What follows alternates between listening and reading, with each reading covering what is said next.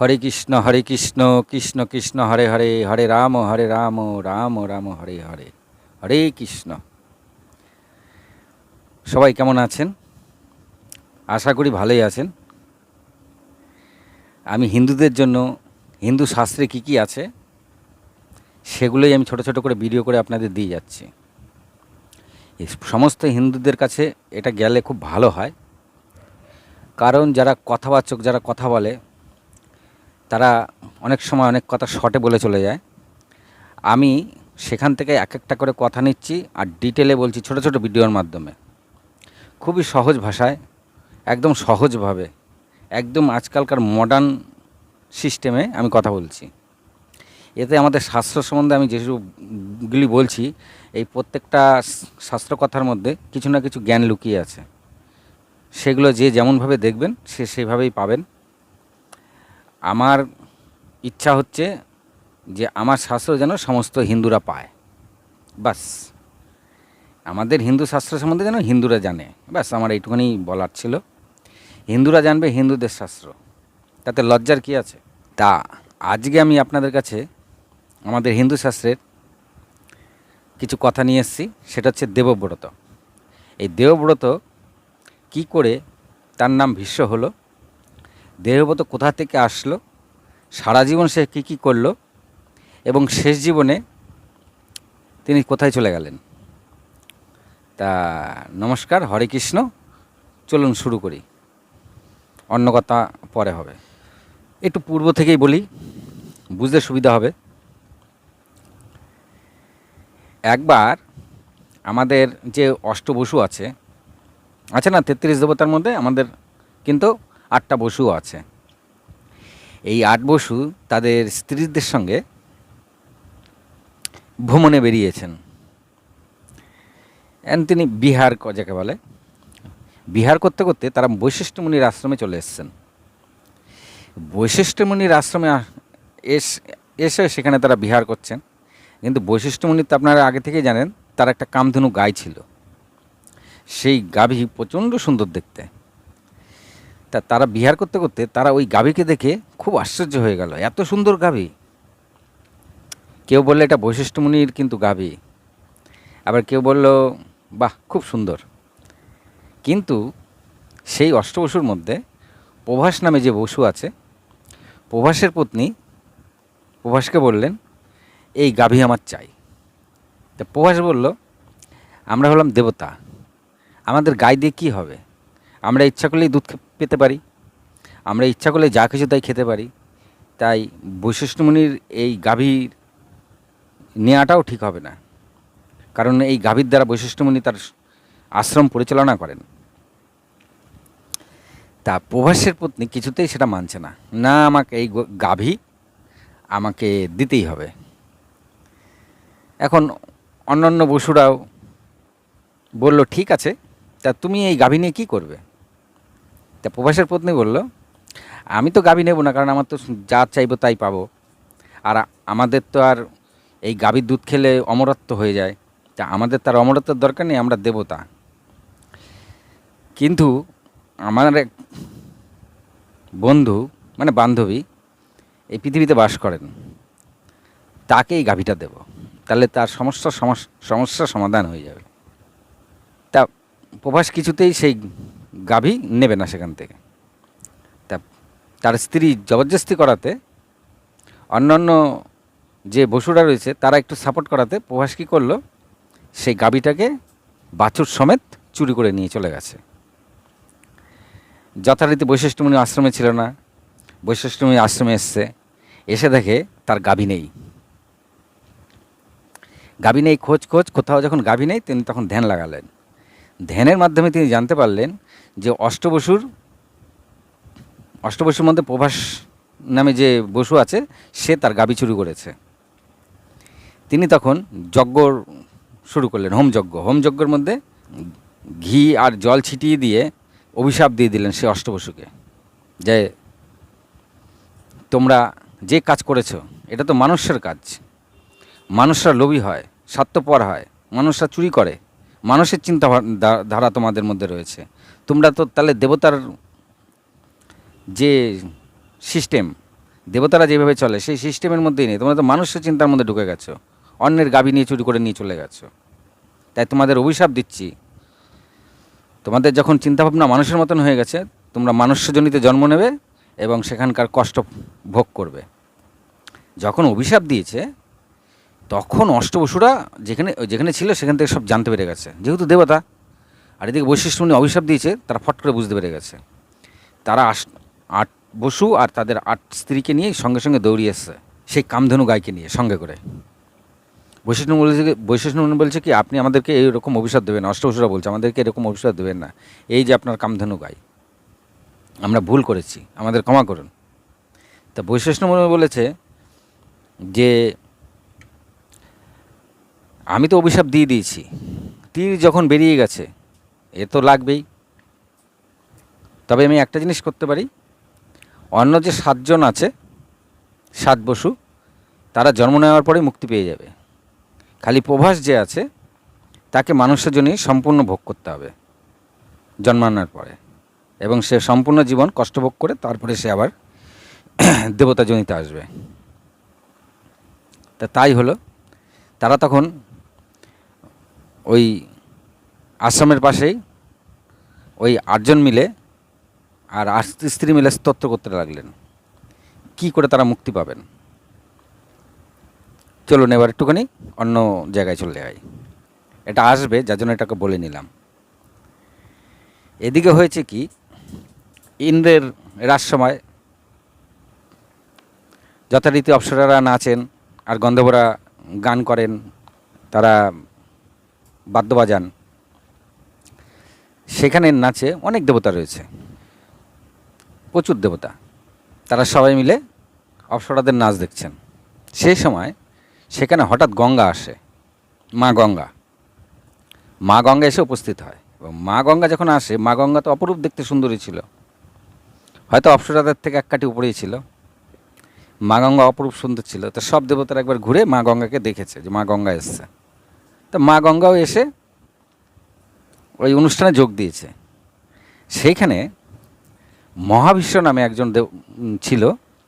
উনি কী করেছে, গঙ্গাকে দেখেই একেবারে মন মুগ্ধ হয়ে গেছে ওনার। তা গঙ্গার দিকে উনি একভাবে তাকিয়ে আছে। তা গঙ্গাও কিন্তু মহাবিশ্বের দিকে তাকিয়ে দেখে মহাবিশ্ব তার দিকে তাকিয়ে আছে। তা মহাবিশ্বকে দেখে গঙ্গা একটু মনের মধ্যে প্রেম জেগে গেছে। তা গঙ্গাও এক দৃষ্টি মহাবিশ্বর দিকে তাকিয়ে আছে। তা দুজন দুজনের দিকে তাকিয়ে আছে, আর এদিকে অনুষ্ঠান চলছে। হঠাৎ করে একটা হাওয়ায় গঙ্গার ওপরের থেকে আঁচলটা পড়ে যায়, বুকের থেকে আঁচল পড়ে যাওয়াতে সব দেবতারাই খেয়াল করেছে, এবং সব দেবতারা গঙ্গার দিকে তাকিয়ে মাথা নিচু করে নিয়েছে। কিন্তু মহাবিশ্বর আর খেয়াল নেই যে গঙ্গার ওপর থেকেই পড়ে। গঙ্গারও নিজেরও খেয়াল দেখেনি যে তার বুকের থেকে আঁচল সরে গেছে হাওয়ায়। গঙ্গা একদৃষ্টে মহাবিশ্বের দিকে তাকিয়ে আছে, মহাবিশ্ব একদৃষ্টে গঙ্গার দিকে তাকিয়ে আছে। এইটা আবার ব্রহ্মা দেখেছে। ব্রহ্মা দেখে তখন রেগে গেছে। রেগে গিয়ে সেই নাচ গান বন্ধ করেছে, করে মহাবিশ্ব আর গঙ্গার উদ্দেশ্যে বলছে, তোমাদের এত সাহস, দেবতাদের একটা রুলস রেগুলেশন আছে, তোমরা এই সবার মধ্যে এগুলো কি করছো? সবার মধ্যে তো এগুলো চলবে না, যা করার তো পার্সোনাল করো। কি এই অনুষ্ঠানের মধ্যে এগুলো কেন, এগুলো কি হচ্ছে? আর তোমার আঁচল কখন পড়ে গেছে, তুমি আঁচল তুলছো না? আর মহাবিশ্ব বলছে তুমি একদৃষ্টর দিকে তাকিয়ে আছো, সমস্ত দেবতারা চোখ নামিয়ে রেখেছে। তাই তোমাদের দুজনকেই আমি অভিশাপ দিলাম, তোমরা যে কার্য করেছো এটা মানুষের মতন কার্য, তাই তোমাদের দুজনকেই মানুষ্যজনিতে জন্ম নিতে হবে। মানুষ্যজনিতে জন্ম দিতে মানে মানুষের মতন কাজ করেছে, কারণ মানুষ এত কিছু মানে না। অনেক সময় অনুষ্ঠানও ছেলে মেয়েরা একে অপরের দিকে তাকায়, তা অনুষ্ঠানটা অনুষ্ঠানের মতন হতে দিতে হয়। সেই ওইসব না, যেগুলো এগুলো হচ্ছে পার্সোনাল, প্রেম টেম করো পার্সোনালভাবে। তো এগুলো মানুষের মধ্যে আছে, দেবতাদের মধ্যে নেই। তা যথারীতি ব্রহ্মা অভিশাপ দিয়ে দিয়েছে যে দুজনকেই মানুষ্যজনিতে জন্ম নিতে হবে এবং সেখানে গিয়ে মিলিত হতে পারবে। আর গঙ্গা তো গঙ্গা, সে তো দেবী, কিন্তু মহাবিশ্ব তো আর দেবতা হয়েছে ঠিকই, কিন্তু তিনি তো কুরু বংশের রাজা ছিল। মহাবিশ্ব কুরুবংশের রাজা ছিল এবং খুব প্রতাপী রাজা ছিল, এবং তিনি সারা জীবনে প্রচুর যজ্ঞ আদি করেছে। আর তিনি রাষ্ট্রীয় যজ্ঞ, অশ্বমেধের যজ্ঞ, প্রচুর যজ্ঞ করেছে। অ্যান্ড যজ্ঞ করার কারণে তিনি মৃত্যুর পরে দেবলোকে স্থান পেয়েছে। দেবলোকে স্থান পাওয়ার পরে তিনি তো দেবতাদের সঙ্গেই ছিল। আর এদিকে গঙ্গা তো দেবী, তাই ওই ব্রহ্মার অভিশাপ গঙ্গার ওপর ফটাফট লেগে গেছে। কিন্তু যেহেতু গঙ্গা মর্তে জলরূপে রয়েছে, তা তিনি মানুষের জনিতে যেহেতু জন্ম নিতে হবে, তাই তিনি ধীরে ধীরে সেখান থেকে মাথা নত করে মর্তের দিকে আসতে থাকলেন। আসতে গিয়ে সেইখানেই ওই অষ্টবসুর সঙ্গে দেখা হলো গঙ্গার। তো অষ্টবসুরা মা গঙ্গাকে একদম উঠে পড়ে ধরলেন সবাই মিলে, বললে এই ব্যাপার, বৈশিষ্ট্য মুনির এরকম কামধেনু গায়ে চুরি করে নেওয়ার পরে আমাদেরকে বৈশিষ্ট্য মুনি এরকম অভিশাপ দিয়েছে, এই অভিশাপ থেকে আমাদেরকে আপনি মুক্ত করুন মা। তা গঙ্গা বললো, আমি কি করে মুক্ত করব তোমাদেরকে? বলে বৈশিষ্ট্য মুনি বলেছে যে 7 জনের মধ্যে একজনকে ভুগতে হবে, আর 7 জনকে সাথে সাথে মুক্ত হয়ে যাবে। তা সেখানে আপনি আপনার গর্ভে, আপনি তো মরতে যাচ্ছেন, তা আপনার গর্ভে যদি আমাদেরকে জন্ম দেন, তাহলে আমাদের 7 জনকে আপনি গঙ্গার জলে ভাসিয়ে দেবেন, আর প্রভাস যে আছে তাকে আপনি মানুষের জনিতে রেখে দেবেন। তা মা বা গঙ্গা বললে, ঠিক আছে, আমি তো মানুষের জনিতে জন্ম নেবই, তা আমি তোমাদের কথাটা খেয়াল রাখব। কিন্তু মহাবিশ্ব তো আর গঙ্গার মতন জন্ম থেকে দেবতা ছিল না, তিনি যজ্ঞ আদি করে নিয়েছিল। তা মহাবিশ্ব যথারীতি গঙ্গার মতন সাথে সাথে কিন্তু মরতে আসেনি। এবার শুনুন, মেন কাহিনীতে ঢুকলাম। হরে কৃষ্ণ। গঙ্গা যখন গঙ্গাতে চলে এসছে, সেখানে রাজা প্রতীপ, আবার কোনো তার সন্তানাদি নেই, রাজা প্রতীপের কোনো সন্তানাদি হয় না। তিনি তাই সন্তানাদির জন্য গঙ্গার ধারেই একদম ধ্যানে মগ্ন ছিলেন। আর তার ধ্যান এতটাই জোরালো ছিল যে তার শরীর থেকে একটা অদ্ভুত জ্যোতিচ্ছটা বেরোচ্ছিল। সেটা গঙ্গা আবার দেখতে পেয়েছে। গঙ্গা যেহেতু মর্তে এসে গেছে, গঙ্গা দেখতে পেয়ে ভাবছে হয়তো এই সেই মহাবিশ্ব, মানে সে এসে পড়েছে, সে ভেবেছে এও হয়তো মহাবিশ্ব।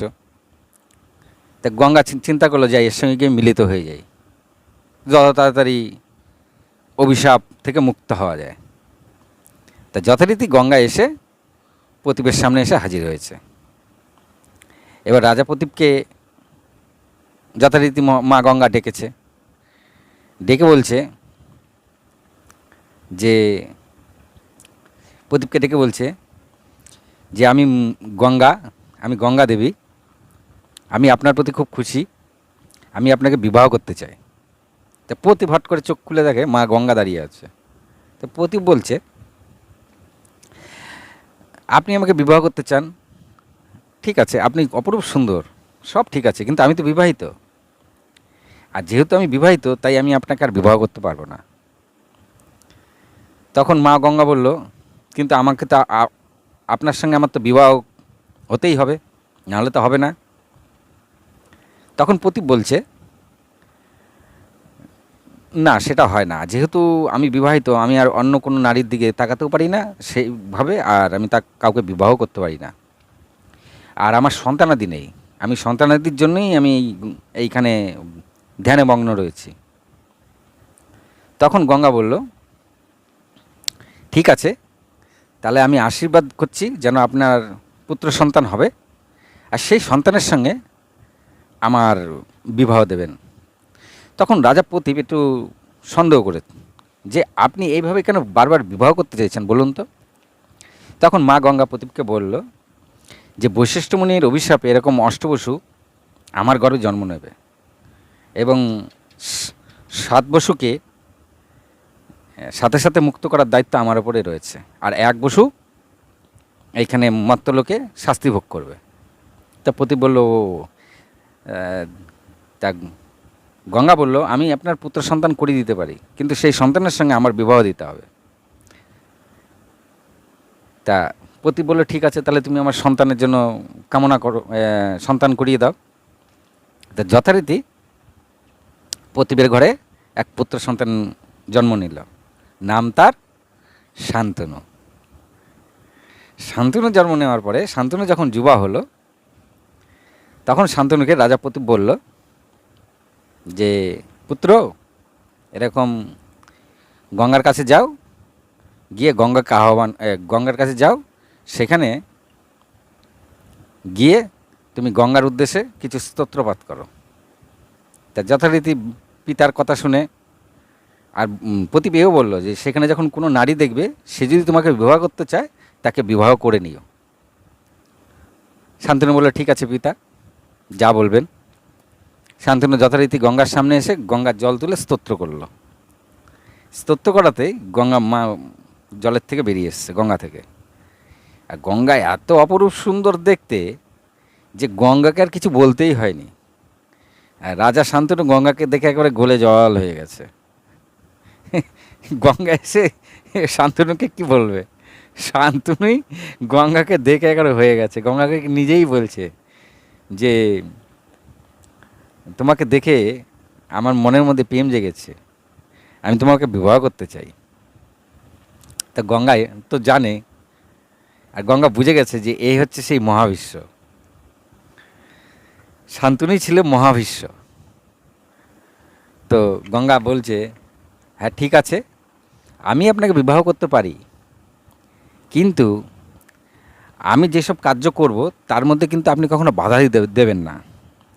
যেদিন আমাকে বাধা দেবেন সেদিন কিন্তু আমি চলে যাব।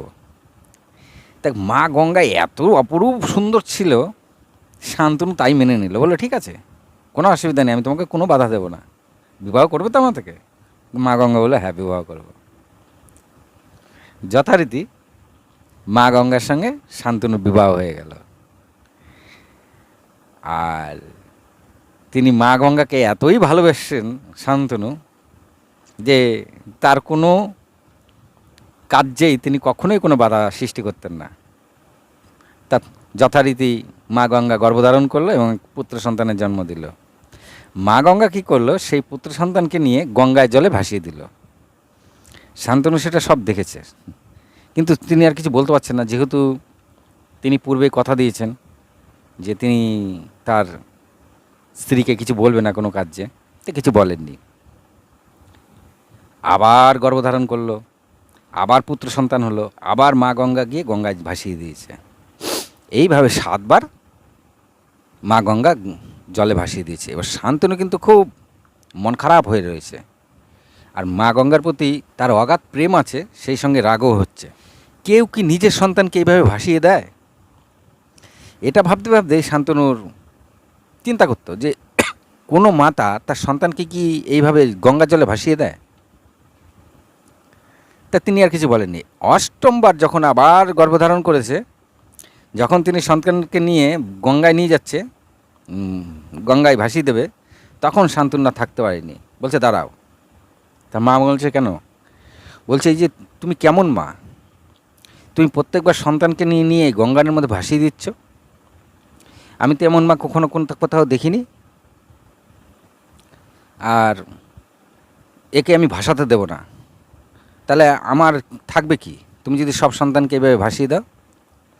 তখন মা গঙ্গা মৃদু হেসে বলল, তোমাকে আমি বলেছিলাম যে আমার কোনো কাজে তুমি বাধা দেবে না, তুমি আজকে আমার কাজে প্রথম বাধা দিয়েছ, তাই আমি আর তোমার সঙ্গে থাকবো না। তা যাওয়ার আগে বলে যাই, এরা 8 জন হলো অষ্টবসু। শান্তনুকে বলেছিল যাওয়ার আগে মা গঙ্গা যে এরা হলো 8 জন হলো অষ্টবসু, বৈশিষ্ট্যমণির অভিশাপে আমার গর্ভে জন্ম নিয়েছে, এবং আপনি হলেন তাদের পিতা। আর একজন মনুষ্যকুলে থাকবে, সে হচ্ছে এই যে যাকে আপনি বাধা দিলেন, এ থাকবে। তো একে আমি নিয়ে যাই, একদম শাস্ত্র আর অস্ত্র সব জ্ঞান পারদর্শী করে আপনাকে আমি দিয়ে যাব। আমি আর আপনার সঙ্গে থাকবো না, আপনি আমাকে বাধা দিয়েছেন, কথা রাখেননি। তো শান্তনু হা হয়ে গেল। গঙ্গা সেই পুত্রকে নিয়ে চলে গেল। গঙ্গা চলে যাওয়ার পরে শান্তনু আর ঘরেই ফেরে না, সেখানেই মন খারাপ হয়ে বসে থাকলেন। মানে স্ত্রীও গেল, পুত্রও গেল। উনি পুত্রকে বাঁচাতে চাইলেন, সেখানে স্ত্রীও গেল, পুত্রও গেল। কী করবে এখন তিনি? এবং তিনি প্রত্যেক দিনই রাজা শান্তনু ওই গঙ্গার ধারে ওখানে যখন সময় থাকতো ওইখানে গিয়ে বসে থাকতো, গঙ্গায় যেখান দিয়ে চলে গেছে। এইভাবে অনেক কাল কেটে গেল। একদিন রাজা শান্তনু দেখলেন যে ওইখানে তো তিনি যেতেন, গিয়ে দেখতেন কি গঙ্গার জলে জল নেই, গঙ্গায় সামান্য একটা। তো এরকম জল হঠাৎ কমে গেল কেন? জল এরকম কমে গেল কেন?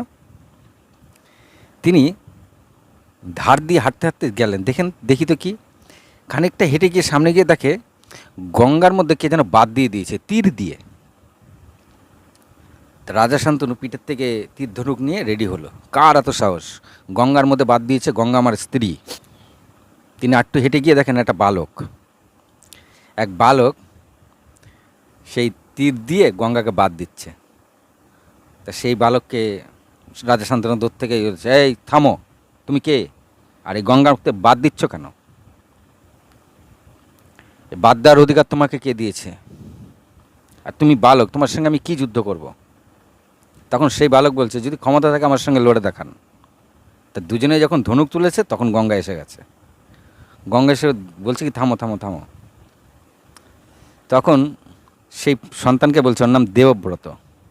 দেবব্রত বলছে, ইনি তোমার পিতা। আর রাজা শান্তনুকে বলছে, এটা হচ্ছে আপনার পুত্র। তো পুত্রকে দেখে আর তার এত পারদর্শিতা দেখে একবার রাজা শান্তনু একেবারে জড়িয়ে ধরেছে। তা গঙ্গা বলছে, এই তোমার পুত্রকে আমি অস্ত্রবিদ্যা শাস্ত্রবিদ্যায় একদম পারদর্শী করে দিয়ে গেলাম, একে নিয়ে তুমি রাজ্যে ফিরে যাও। তুমি চাইছিলে যে তোমার এক পুত্র সন্তান যাতে থাকে এই রাজ্যের রাজা হওয়ার জন্য, তাই আমি একে তৈরি করে দিয়ে গেলাম।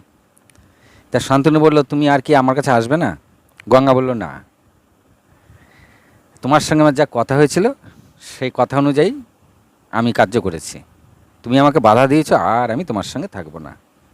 তবে কখনো যদি মনে হয় আমাকে ডাকবে, আমি আসব। এই বলে গঙ্গা চলে গেছে। দেবব্রত তো যথারীতি পিতাকে কোনো দিন দেখেনি, পিতাকে পেয়ে সেও খুব আনন্দ। সে রাজ্যে এসছে। রাজ্যে এসে দেবব্রতর স্বভাব চরিত্র কথাবার্তা এত ভালো, প্রজারা তাকে খুব ভালোবাসা শুরু করলো। দেবব্রত প্রত্যেক দিনই পুরো প্রজাদের মাঝখানেই থাকতেন, প্রজাদের মাঝখানে থেকেই তিনি তার কার্য করতেন। এইভাবে দেবব্রত যুবক হলো। যুবক হওয়ার সাথে সাথে রাজা শান্তনু কী করলো, যুবরাজ ঘোষিত করে দিল দেবব্রতকে। যুবরাজ ঘোষিত করে দেওয়ার পরে রাজ্যের প্রজারাও খুব খুশি। তো মনের কামনা বাসনা তো সবার থাকে, রাজা শান্তনু যতই রাজা হোক, সে তো মানুষ। আর যেহেতু তার স্ত্রী নেই, তাই তিনি ওই গঙ্গার ধারের থেকেই একদিন রথ নিয়ে চলা শুরু করলেন। ধার দিয়ে যেতে থাকলেন, এমনি ঘোরা যাকে বলে। তো ঘুরতে ঘুরতে একদিন তিনি হঠাৎ নাকের মধ্যে একটা সুন্দর সেন্ট আসে। তা সেন্ট কোথার থেকে আসে? সেন্ট শুনতে শুনতে তিনি বেশ খানিকটা এগিয়ে গেলেন। এগোতেই দেখে যে একটা মেয়ে নৌকার মধ্যে বসে আছে এবং সেখান থেকে সেন্ট আসছে। তিনি সরাসরি সেখানে চলে গেলেন। সেখানে গিয়ে দেখেন সেন্ট আরও বেড়ে গেল। তখন তিনি ওই মেয়েটাকে জিজ্ঞাসা করলেন যে এত সুন্দর গন্ধ কোথা থেকে আসছে? তখন মেয়েটা বলল, এই গন্ধ আমার শরীর থেকে আসছে। বলে, তোমার শরীরে এত সুন্দর গন্ধ? বললো, হ্যাঁ, আমার শরীরে এরকম গন্ধ। আমার নাম গন্ধবতী, অনেকে আবার যোজন গন্ধও বলে। কে ছিল বুঝতে পারছেন তো? সত্যবতী। আর সত্যবতী অপরূপ সুন্দর ছিল। অ্যাকচুয়ালি সত্যবতী অপ্সরা ছিল, সেখান থেকে অভিশপ্ত হয়ে সত্যবতী হয়েছিল। এখন সে নিষাদের কন্যা। সেই সময় নিষাদের এক জাতি ছিল, এখন নেই। সেই নিষাদ জাতি এখন মনে হয় নেই। এই নিষাদ জাতি ছিল, সেই নিষাদ জাতির কন্যা। তা রাজা শান্তনু তাকে দেখেই পছন্দ হয়ে গেল, আর গন্ধ তো ছিলই, এবং সাথে সাথে তাকে বিবাহ করতে চাইলেন। সত্যবতী বলল, আমি আপনাকে এইভাবে বিবাহ করতে পারি না, আমার পিতা যা আজ্ঞা দেবেন আমি তাই করব। বলে, ঠিক আছে, চলো তোমার পিতার কাছে। যথারীতি সত্যবতী রাজাকে নিয়ে পিতার কাছে আসছে।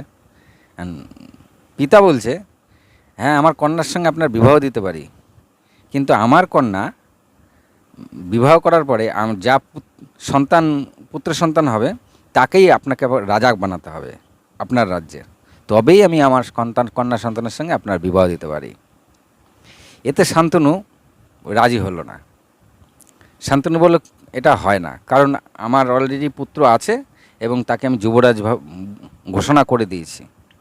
আর আমি যদি এখন একে বিবাহ করার পরে এর সন্তানকে আমি যুবরাজ করি, তাহলে আমার তার প্রতি অন্যায় করা হবে, আমি এটা পারি না বলে শান্তনু চলে গেছে। কিন্তু শান্তনুর মনের মধ্যে সত্যবতী গেঁথে রয়েছে। দিনরাত বসে বসে সে সত্যবতীর চিন্তা করত, মন খারাপ হয়ে থাকতো। এটা ভীষ্ম চোখে পড়ে গেছে। তা ভীষ্ম পিতাকে জিজ্ঞাসা করেছে, পিতা ভীষ্মকে কিছু বলে? ভীষ্ম না, তখনও ভীষ্ম হয়নি। দেবব্রত অনেক জিজ্ঞাসা করেছে পিতাকে, কিন্তু পিতা কিছু বলেনি। তা পিতা না বলাতে ভীষ্ম গেছে মন্ত্রীর কাছে, এই দেবব্রত গেছে মন্ত্রীর কাছে। তা মন্ত্রী বলছে, আমি বলতে পারবো না, কারণ আমার বলা হলে পরে আমি রাজার নুন খাই, আমি রাজার উপর দিয়ে যাব না।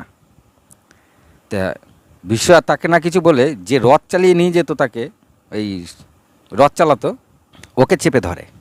ওকে চেপে ধরাতে রথ চালককে, তখন ও বলে হ্যাঁ, ও কিছুতেই বলতে চায় না। তখন ভীষ্ম বলল, দেখো আমি কিন্তু যুবরাজ, পরবর্তী রাজা আমিই হব।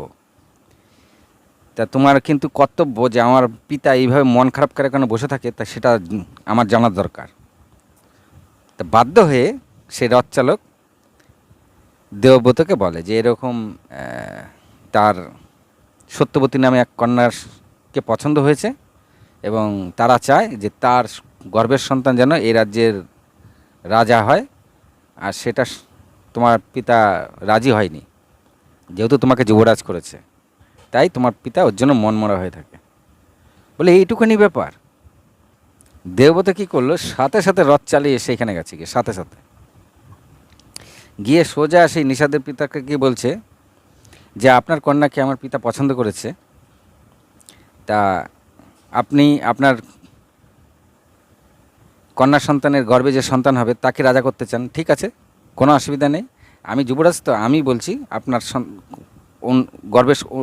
গর্ভের সন্তানই রাজা হবে। তখন নিষাদরাজ বলল, আমি তোমার কথা মেনে নিলাম, কিন্তু এমনও তো হতে পারে যে তোমার ঘরে ছেলে মেয়েরা যখন বড় হবে সে তখন রাজ্যের প্রতি অধিকার স্থাপন করবে। তখন দেবব্রত বলল, ঠিক আছে। তখন দেবব্রত দুহাত তুলে আকাশ মত্ত পাতাল তিনজনকে সাক্ষী রেখে, জল বায়ু সবাইকে সাক্ষী রেখে প্রতিজ্ঞা করলো। একেই বলে ভীষ্ম প্রতিজ্ঞা করলো সেই নিষাদরাজের কাছে যে আমি আজীবন ব্রহ্মচারী থাকব এবং কখনো বিবাহ করব না, আর আপনার কন্যা সন্তানের গর্ভে যে সন্তান জন্ম নেবে সেই হবে রাজা। তখন নিষাদরাজ খুব খুশি হলো এবং সে তার সত্যবতীকে ঈশের কাছে দিয়ে দিল, দেবব্রতের কাছে। দেবব্রত সোজা সত্যবতীকে নিয়ে একদম পিতার কাছে এসছে। পিতা সত্যবতীকে দেখে একদম আশ্চর্য হয়ে গেছে, তাও দেবব্রতের সঙ্গে দেখে। তখন দেবব্রতকে জিজ্ঞাসা করলো যে তুমি একে কোথায় পেলে? বলে আপনার মন খারাপের কতদিন জিজ্ঞাসা করলো, আপনি তো বললেন না, তা আমি সব খোঁজখবর নিয়ে আমি একে নিয়ে এসেছি। বলে তুমি সব জানো? আমি বললাম হ্যাঁ জানি।